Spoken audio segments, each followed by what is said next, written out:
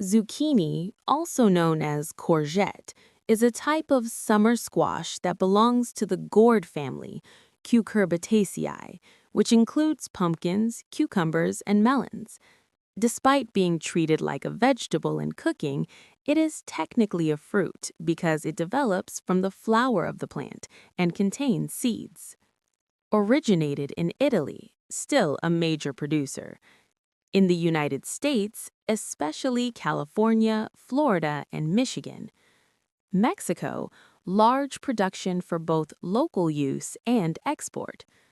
Some of the raw uses are thin slice or spiralize into zoodles for a pasta-like salad, cut into sticks and dip in hummus, yogurt dip, or guacamole. You can stir-fry, sauté with garlic, olive oil, and other veggies, slice into rounds or strips, brush with olive oil, and grill. Can be roasted, tossed with herbs, salt, pepper, and roast at 400 degrees Fahrenheit, 200 degrees Celsius, until golden. Soups, dice and add to vegetable or minestrone soup. Can be used in baking. Fritters or pancakes, mix grated zucchini with egg, flour, and seasoning, then pan fry.